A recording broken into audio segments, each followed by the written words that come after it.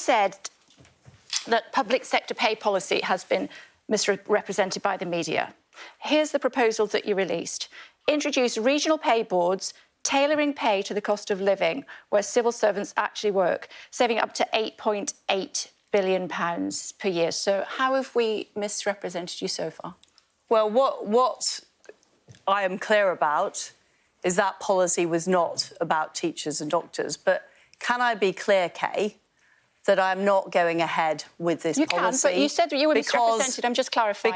Because of the concerns that have been expressed. OK. And when something is wrong, to clarify, when there's an issue, I deal with it. OK, but just to clarify whether you were misrepresented or not, you highlighted a very specific saving, £8.8 billion. How did you reach that figure? Well, I don't have the details, and I do think discussing a policy that I'm not progressing with... Well, I can tell you, obviously these people, it's very pressing for these people, certainly some of them, so we just want to bottom it out and then we're definitely there, and I'm sure you won't have to answer these questions again.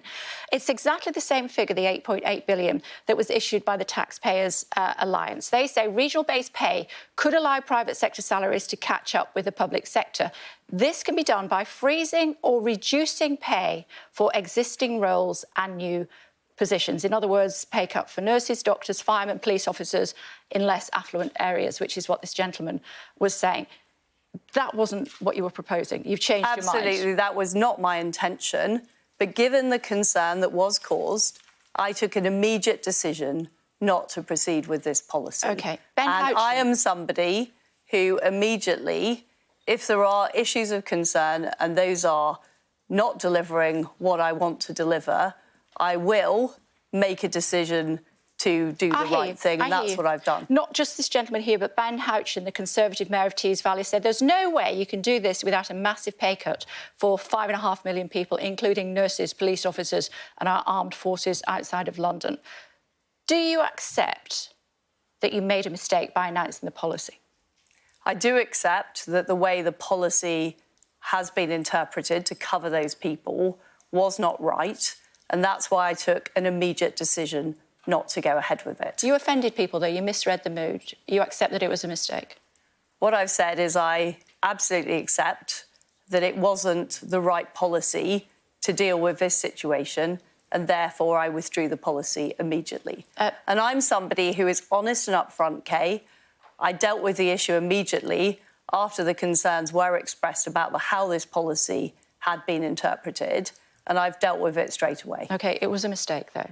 Well, as I've said, I've withdrawn the policy. We're not going ahead with the policy. So, therefore, you know, the points you're making are about a policy that isn't happening. No, what I'm saying is, should good leaders own their mistakes or should they blame others? I'm not blaming anybody else. I'm saying that the policy has been misrepresented by various people. But what I don't want at this time when people are struggling with the cost of living is to concern people with this policy, which isn't a core part of my policy platform, and I'm not going ahead with it. OK, let's talk about the economy as we've moved on to that. I want to talk to you about your plans to help the worst off, if I may. We've spoken to Selina.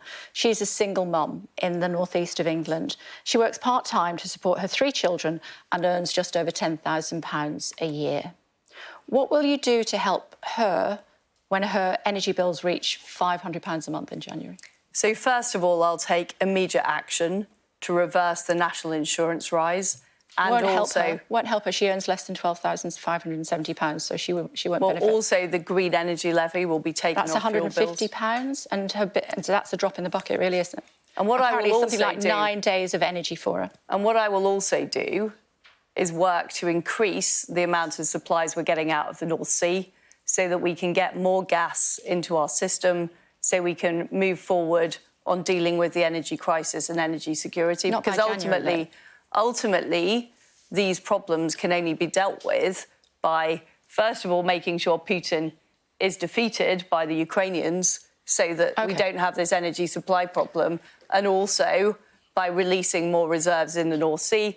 I'm also in favour of fracking in areas that support it, so we get more of our own domestic energy supply.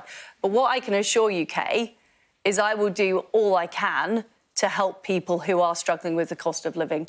I understand that people are going through difficult times, And if there are any more available resources, of course, I would put that to helping people with the cost of living. Let me tell you what Selina said, if I may. These are Selina's words. I'm really worried about how I'm going to keep my children warm and fed. This is going to cost lives if they don't do something now. But this is why it's so very important that we offer support to businesses, that we... It's not going to help her. Well, it will help her because the real danger we're in as a country, and this is what the Bank of England has said today, is we're facing a recession. And what a recession would mean is people losing their jobs, businesses going out of business, people struggling across the country. So that's why it's so important we do things like keeping corporation tax low, keeping personal taxes as low as possible, getting things like infrastructure projects done quicker to grow the economy. That is ultimately the way we are going to deal with this crisis, is through economic growth. OK. Here's an idea. What about the windfall tax? Shell posted profits of £9.3 billion between April and June. If we put that another way, Shell made £1,190 per second. So since I started this sentence, they've made £17,000 in profit. Why don't we have another windfall tax? Well, the problem with a windfall tax is that it might secure money in the short term. But what it does is it puts off companies investing in Britain in the long term because they think at any point they could be taxed. And I think that is a problem. What we need to show is Britain's open for business. We're a country that keeps to our word of what our taxes are. And windfall taxes are essentially surprise taxes that companies don't know that are happening. What I would do instead, Kay, is make sure we're incentivising the likes of Shell to be releasing more resources from the North Sea to actually help the problem that we face, which is a lack of energy supply. The head of BP said that his business would continue to invest if there was another windfall tax. It's not just BP, though. It's the signal that it sends to every business across the country that the government is willing to give you a surprise tax. And I think that is a problem for Britain. I've already talked about how our corporation tax rate is uncompetitive compared to other countries. If we also have a reputation for levying a surprise tax on any industry that makes a profit, that is a big problem for our country. Shell is giving their shareholders £6.5 billion. People at home watching who can't afford to heat their homes come the winter will be horrified at that. But look at who these shareholders are. These shareholders are often people with pensions, pension funds. Shareholders are not, all sort of men in suits sitting in offices. There's no such thing as free money. And I just think we've got to be very careful.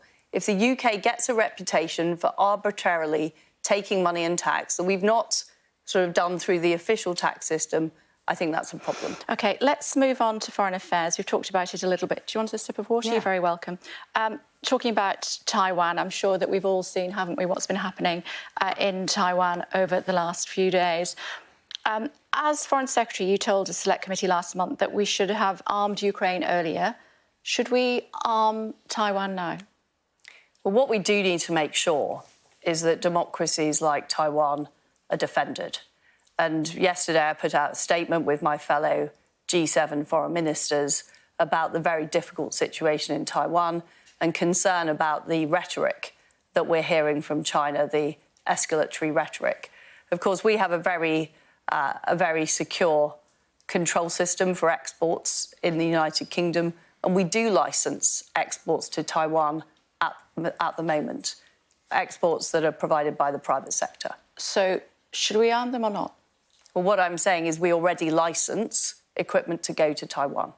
OK. And it's a long-standing policy of the UK government to do that. OK, you said to the Foreign Affairs Select Committee in June, month before last, we should have done things earlier. We should have been supplying the defensive weapons into Ukraine earlier. We need to learn that lesson for Taiwan. Every piece of equipment we have sent takes months of a training. So the sooner we do that, the better. So just to clarify, we do licence arms that go there, but that is as far as we're going to go at this stage. Yes, that is as far as we will go at this stage. But we are working with our allies very closely on this because there are countries like the United States, Japan, who also are extremely concerned about the future of Taiwan. Okay. And what we need to do is work collectively.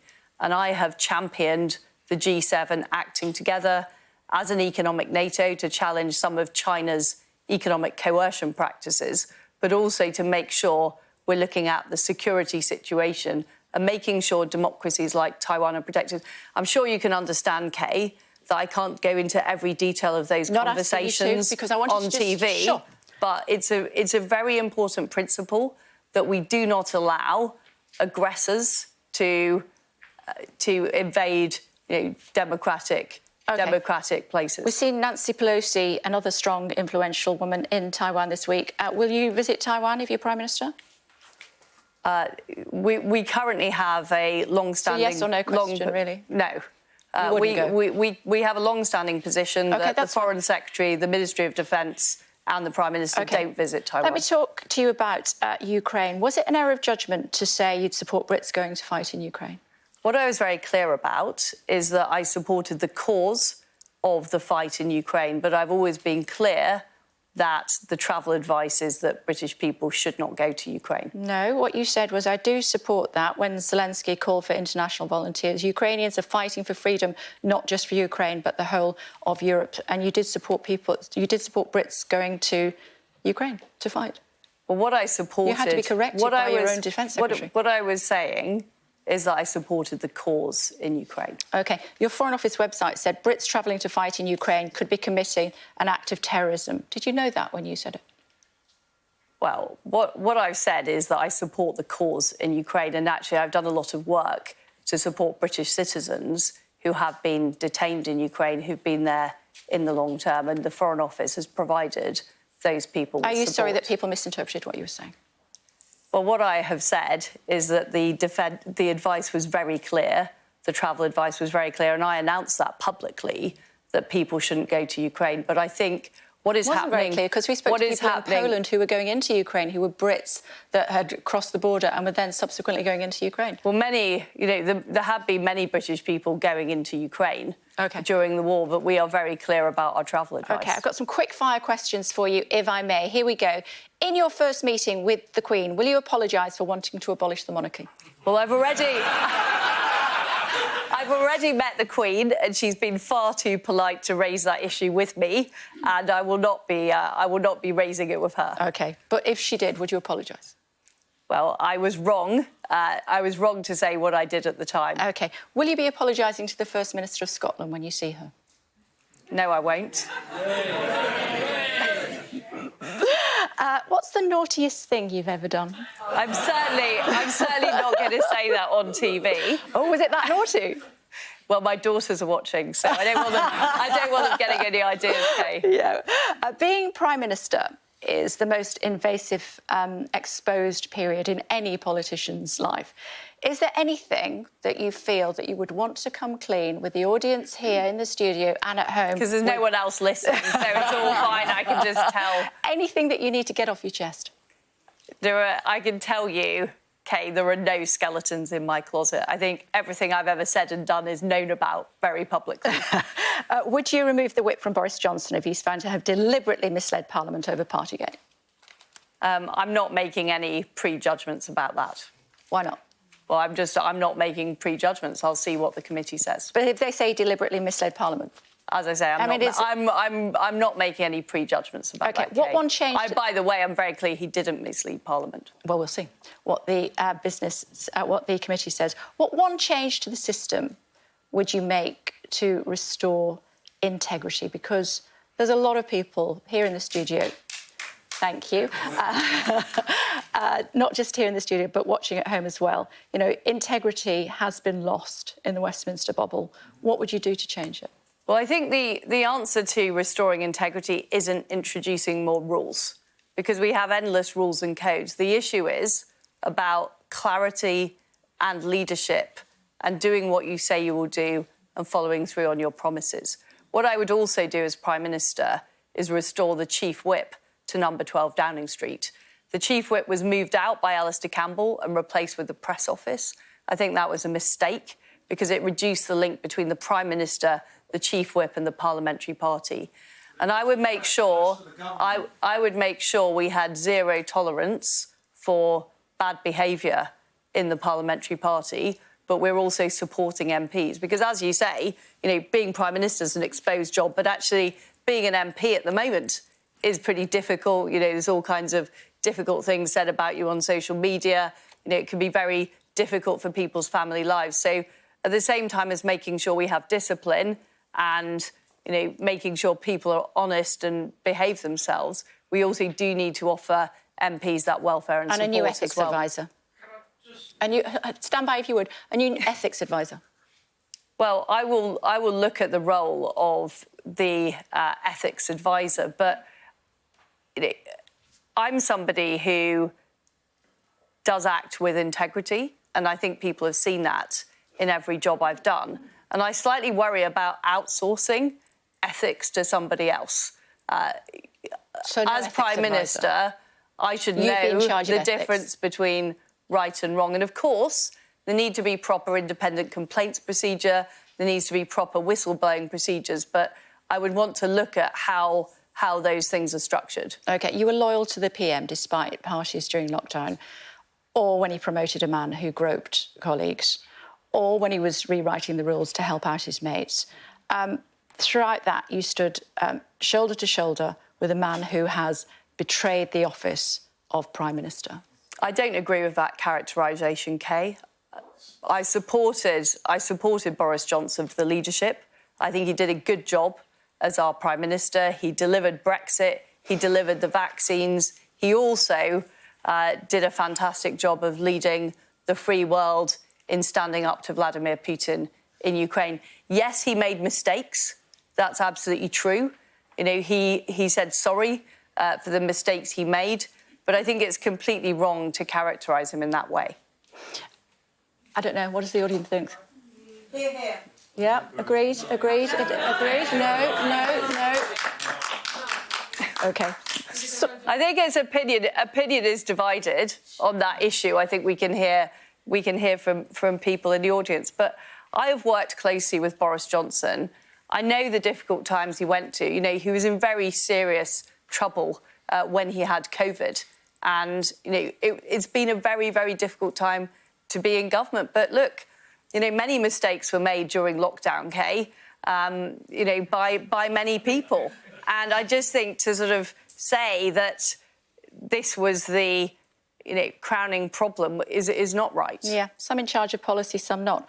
A final question for you just before we let you go.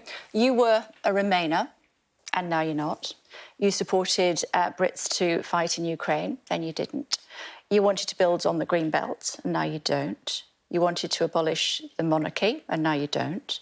You wanted to arm Taiwan, and now I'm not sure if you're saying whether you do or not. You wanted civil servants... we do provide them with those You wanted facilities. to cut civil servants' pay in the regions, and then you said you didn't. Will the real Liz Truss please stand up? Okay, I'm somebody who, I didn't come from a traditional Conservative background. My first political experience was going on a CND march with my mother, age 7. I then, as a teenager, joined the Liberal Democrats. I'm not sure how much I should be held to account for things I said when I was 18 or 19. But I've always had a belief that we can be a more successful country, that people should be able to control their own lives. I've always believed in the principle of freedom. I've always believed in low taxation. And yes, my views on other issues have developed over time. But show me somebody who has the same views at 19 and 49, and I'll show you somebody who's not capable of original thought. So, yes, I have developed my views. I've considered things differently. And I also listen to people. OK. And I think that's important. Okay. So what we've been talking about today on the policy is I've listened to people. The same amount of time. I did say, will the real Liz Truss please stand up? You're still sitting down. That's just because you're trying to get rid of me, Kay. Please do. Thank you very much. Thank you. Thank you. Thank you. Thank you. Thank you. Stay with us 1 second.